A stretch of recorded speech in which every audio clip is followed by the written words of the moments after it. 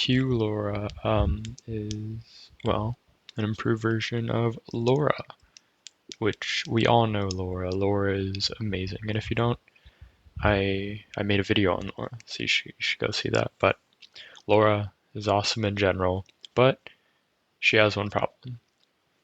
So if we take a look at normal LoRa, we have a vector x, and then we have our weight matrix, W, and then we have our two other matrices, which are our LoRa matrices.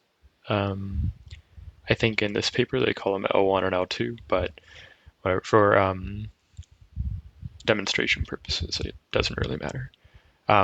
So we have our weight matrix, which is which is our trained matrix before, and then we have our fine-tuned matrices, or we have our matrices which we're going to be using for fine-tuning, and our W matrix is frozen, while we fine-tune L1 and L2, which gives us our vector, guess Y, and you add these together, the output.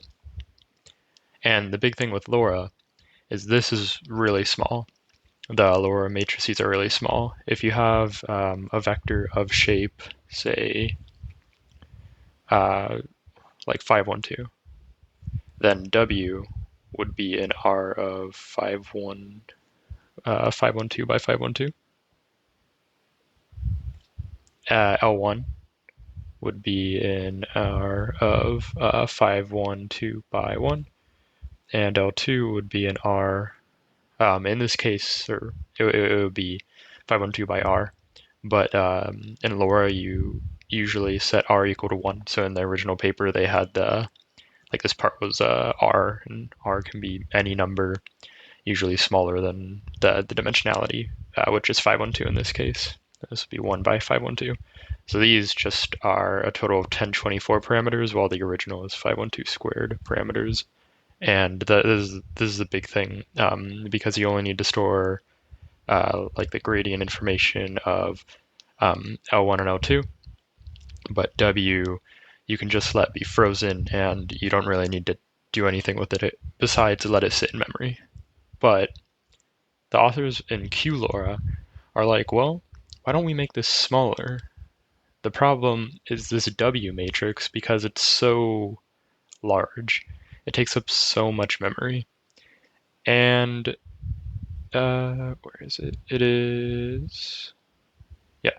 So they mention that, and they say that like so there's a lot of quantized matrices out there, and if you don't know how quantization works, I'll go into it more in depth later, but you basically take a float, say 32 or 16, and then you map that to, say, an int 8 or an int 4 or maybe a float 4. And the reason you do this mapping is because if we have our full 512 squared, if we have our 512 squared weights, then that's equal to, so you usually store stuff in bytes in memory. That would, and if you store this as a float 32, then that would be 4 bytes. So that would be 4 bytes per 512. So you actually store 512 squared times 4 bytes in memory if you're using float 32. If you're using float 16, then it would be 512 squared by 2 bytes. And if you're using an int 8, the 8 and 16 and 32 tell you how many bits it takes up. Then it would be 512 by 1. And if you go even further to int 4 or float 4, then you actually do 512 by 1/2 bytes in memory. And if we go from a float 32, which is 512 squared by 4 bytes, to an int 4, which is 512 squared by 1/2, then that's an 8 times improvement in memories. You can go from something that's massive. I think here they note that like if you want to fine tune something at 65 billion parameters, then they went from something that was like 780 gigabytes to 48 gigabytes. It's so much smaller because of the quantization factor. And if you notice, the thing about LoRa is the LoRa weights are really small. That's not a problem. It's the original weights which take up so much memory. And if you quantize those and you put those in memory, then you bypass this problem where you have so much being used up in memory, and it allows you to fine tune models on a smaller GPU. And yeah, instead of having to have like 1,000 GPUs to fine tune something, you may be able to do it with one now because it's so much more compact. And that's the thing with QLoRa. They're like, well, if we quantize W, then and then we do the fine tuning, then it's better if than if we just have it in like float 32 or float 16 and then fine tune it directly. And um, there are some problems with how you can't directly fine tune on a float 4. Because a float 4 only has 2 to the 4 values. That's 2, 4, that's 16 values. Same with int 4. Any fine tuning with 16 values is not going to happen. But anyways, let's get into how they kind of do this. So that's the main idea. First, let's go into normal quantization. So like it may seem easy to go from like a float 32 to an int 8, but there are some like subtleties that you don't like notice. You don't notice at first. Let's start with a kind of a basic example of a vector that we're going to quantize. So we have 1024, 5, 2048, and 256. Let's say we want to quantize this to this is a float. This is a float 32. We'll just say this is float 32. I guess it could be int 32, whatever. And we want to quantize this to a we'll say an int 4 maybe, or int 8, something like that. We'll say int 8. It Let's see what they use. It doesn't really matter in this. You can quantize to any amount of. I guess you can't quantize to like int 1, but I guess you technically can. But you want to do it within reason. Yeah, in this case, they do an int 8, and they describe the quantization process. What you do is you take there's like 3 parts to it. First, you compute a C, where C is equal to, in this case, it would be 127, because we're using an int 8, and that's the max value. And then you divide by the absolute max of whatever is an x. In this case, our C would be equal to 127 over 2048, which is around equal to 0.62, around that amount. Then what you do is you take your C value and you multiply it by the original. So now we compute Cx. So we take 0.62 and we multiply it by negative 1024, and we get around negative 63.3, 5, whatever, 0.3 for 5, 126.9 for 2048, and 15.9 for 256. And then you round this to get your integer values. In this case, it would be negative 64, 0, 127, and 16. Now we have our values in the range of negative 127 to 127, and that's our int 8. Yeah, that's our int 8. And that's how you do it. You can also dequantize it if you store the C value. We have our C value, which is approximately 0.62. Then we can actually reverse this by just using this formula over here to the original values. You just you just divide it by 0.62, and then you get close to the original values. Because remember, we're losing information from a float 32 to an int 8. We lose information. We don't have all information. It's like an estimate. It's close enough, but it's not perfect. You can kind of think about it like 4 values in a float 32 would be 1 value in an int 8. I guess in this example, it may be like 0, 1, 2, and 3 in a float 32, may be represented by the value 0 in int 8. I guess even more in this case, since 5 is also there. But it's a group of numbers in a float 32 is represented by one number in int 8 because of the loss of information. And but you can the loss of information doesn't matter that much in an LLM. Yeah, but if we look at this example, you kind of look at this and you're like, oh, there isn't really a problem here. The values are represented well. So if we go to another example where we have, say, 1, 100, 100,000, then we run into an issue.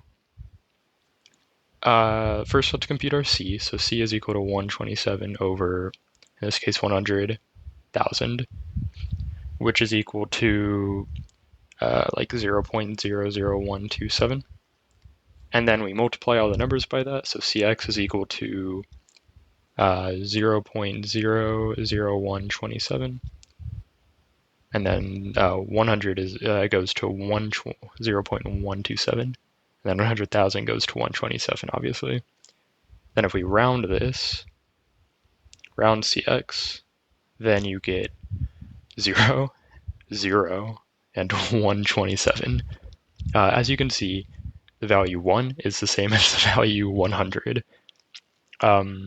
which is obviously not true. Or like obviously that there's information that is completely lost in this case. Like it's not even close. If 1 and 100 are represented the same, then or are the same value, then there's a big problem here.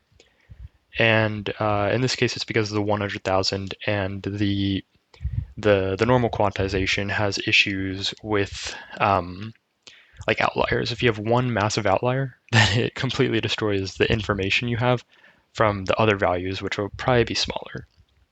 So if we have a weight in our case, which has one value that's like really big, but then the other values, which are like you usually have small values in a neural network weight, then you run into a big issue where your quantized weight doesn't represent the information that you wanted it to represent, and basically all information is lost, and multiplying by that weight doesn't do very much. In this case, they kind of bring up a new quantization strategy, which they call normal float quantization. In this case, it's I think they represent it by NF4. And the basic idea is you can assume that a weight matrix has a normal, like a weight matrix, the values in it are close enough to a normal distribution. Like like with everything else, you're like, that's just that we can just say that's a normal distribution, and it basically works out. There's probably a proof somewhere proving that weights happen to like in the paper they make a claim that pre-trained neural network weights usually have a zero-centered normal distribution with standard deviation sigma. They don't have the proof in here, but there's probably a proof somewhere showing that this happens, that this is usually the case for pre-trained neural network weights. So if this is the case, then you have this, you can do so many things with a normal distribution. And what they do, they say, okay, say we have our normally distributed weights around 0 and with a variance of sigma. Then what you can do is you can kind of cut the distribution. So first off, I want to say we're normalizing to 4 bits, and it's a float, so it's a float 4, and our float 4 has values from -1 to 1, and in between it'll be this value, like right here, will be 0.0. This value right here will be, I think it was 0.02 or something like that. But yeah, you have 16 values here between 0 and 1. And here you have values between negative some number and positive some number, and you have floating point values in between. But if it's normally distributed, then you can kind of break up the distribution so that we have even buckets. And a perfect quantization means that you have the same amount of values in every single bucket. And since there's 16 buckets in a F4, then you want the same amount of values to be mapped to each of those buckets. And if you kind of break up our normal distribution into 16 parts, where this part right here goes to whatever this bucket is, this part right here goes to this bucket, and then these parts here kind of go to that bucket. And you kind of break up the normal distribution into 16 parts where the mass of each part is equal. Then you can easily map the values to your float 4 in an optimal way. And the optimal way is that the number of values being mapped from a float 32, this is float 4, from a float 32 or a float 16, the same amount of values in a float in the original float 16 get mapped to one value in a float 4. Like in this case, with in the first example, they were kind of evenly distributed in the quantized. That's what we want in the quantized version. They're kind of uniform in the quantized version, whereas in the bad example, it was very skewed, where you had one bucket with two values and you had one bucket with one value, and if you blow it up to multiple, if you blow it up to more things, then you'll have a ton of values in, say, 0. You have a ton of values in the 0 bucket, while you have like 2 values in the 127 bucket, and that's a problem. But an optimal setting will have the same amount of values go into each bucket, and they're saying you can do that if you assume that our data is normally distributed, or our weights are normally distributed, and then you cut up the distribution into 16 parts, 16 equal parts, and map those to the quantized the quantized values. And they basically they make this assumption so that our W is a quantized representation of the original weights. So they quantize W, and if W is quantized, remember that gives us a massive decrease in the amount of memory we had to store. And that's the big thing they kind of do in here. But they also have a second thing they do, which is called double quantization. And I kind of find it funny what they do with double quantization, but double quantization is instead of having like one global C value, imagine we kind of need one for each bucket to kind of tell it how to map back from a float 4 to a float 32. In this case, you have 16 C values, and C is in R of 32. C is a float 32. What they say is, what if we take these C values and we quantize the C values to they do a float 8. So they take the C values and then they quantize those to 16 C values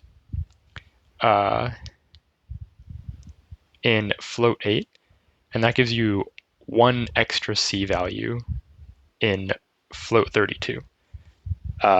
Because you have to have another C value which maps it from the float 8 to a float 32. And now you have these quantized C values that represent how to unquantize the weights. And this is just gives you a little bit more or a little bit less memory that you have to store. So what they do is they take, going through it again, they take the weights, they assume it's normally distributed, they map each of the values to a quantized representation, making it uniform with the number of values in each bucket. And each bucket needs a C value itself to tell you how to map back. And if you take the C values and you quantize the C values like they're each weights, with one quantization value C that maps the C values back, then you have an even more compressed representation. So that's what they do, and that's what they call double quantization, where you quantize the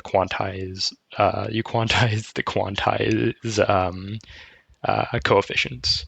So that's how they compress the weights even further.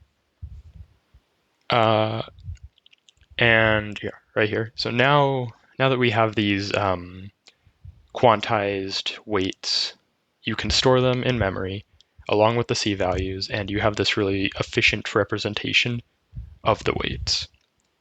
And assuming they do well, then you can use the quantized weights without having to, or you can use the quantized weights and it still gives you really good results, assuming that they're quantized well. And in this case, they are quantized well because of the normally distributed factor. So now what we can do is we can do the exact same thing where we have our y, we have our weights, which are float 4, or NF4. And then you have our new weights, which are L1, which are float. These will be float 16. Our L1 and L2 weights. Sorry, L1 is down here, L2 is up here. These are float 16. Our original weight is float 4 because we quantized it. And our X is a float 16. So everything is a float 16 besides the original weights. And what you do is you have your transformer, which has your X, and then remember it has your attention layers, so it'll be like your transformer layers. And we store the transformer layers as float 4s. And your data is float 16. And what you do is as you move up the transformer, you convert the float 4s to a float 16. So you unquantize them.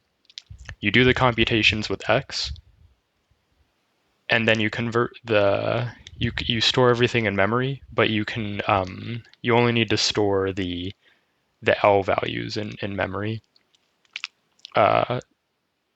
because you only need to store the important information in memory for the gradients of L. You don't really need, well, I guess you do need the gradients of W, but you don't need to store that to update L. But let's say as you're moving up the layers, you take the weights, you convert them from a float 4 to a float 16, you do the computation, and then you can throw away the float 16 value as it's no longer needed. So now you only have the float 4 values that you store. You move up the layer again. So the next layer, you convert those to float 16s. You do the computation, you throw them away, and then you move up again. So you have float 16s again.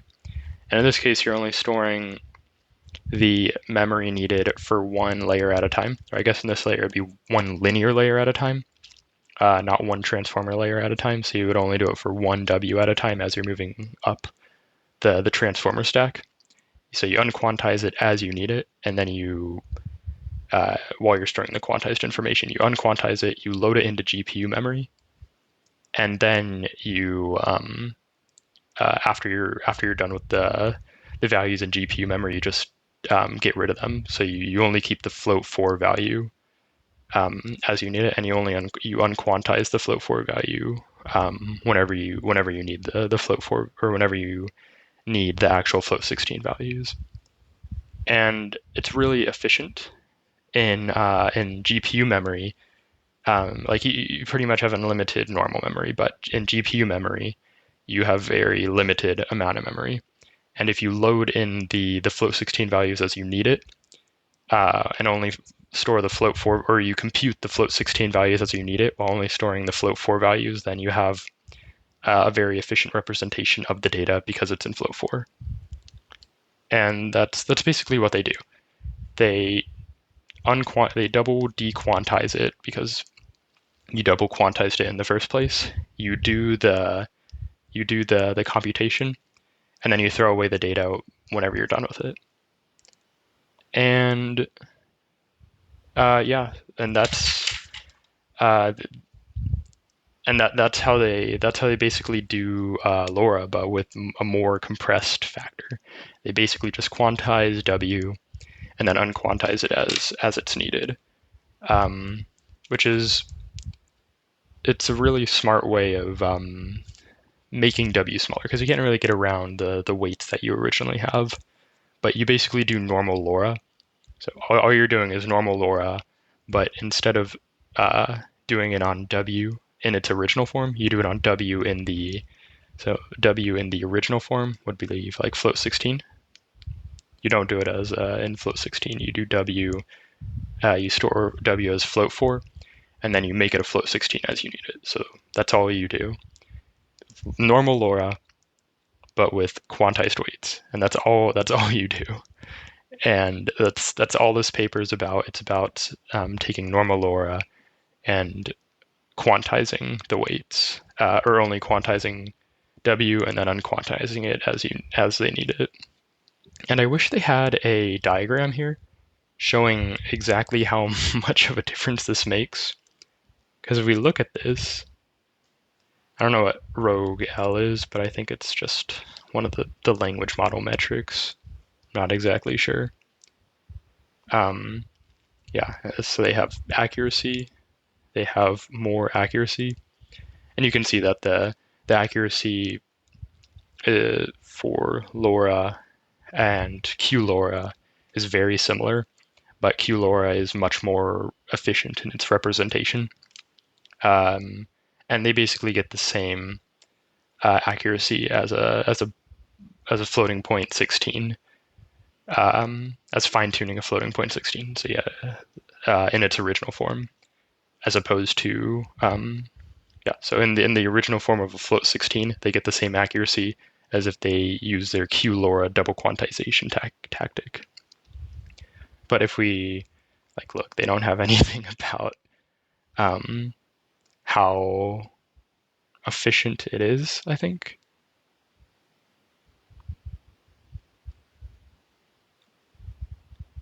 Yeah, I only see percentage scores. But anyways, yeah, that is QLoRA. Pretty simple. Just quantize the weights and unquantize them as you need it. But still overall really cool that we can take LoRa and we can make her even smaller, which is great to see. Maybe one day we'll make her even smaller, and maybe we'll use float one day. No, kidding. But anyways, yeah, that's QLoRA. There's not too much to it. It's just unquantizing as you need it. So yeah.